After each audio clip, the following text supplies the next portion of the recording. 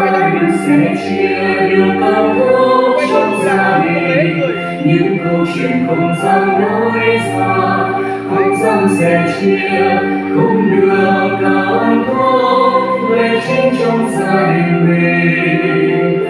Ôi bao chân chứa trong tim tôi bao khúc hoài giữa gia đình, nơi tôi cần nhớ, nơi tôi trở về, nơi tôi lần được bình an qua sóng gió thế gian.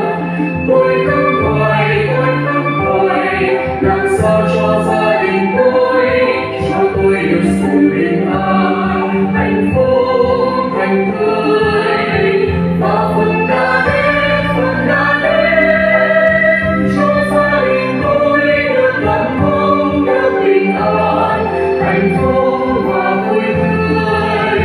Lẽ sống nhân quả cho chúng ta gia đình hạnh phúc, lẽ sống nhân quả cho ta gia đình bình an, gia đình phần tư, gia đình hạnh phúc, gia đình an vui.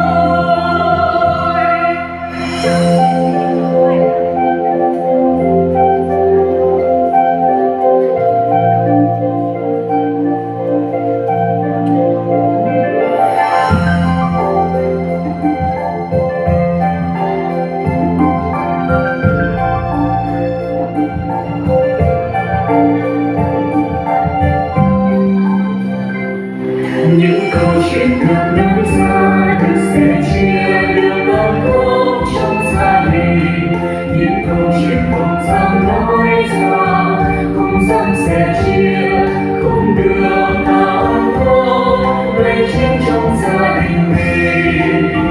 Ôi bao chân chứa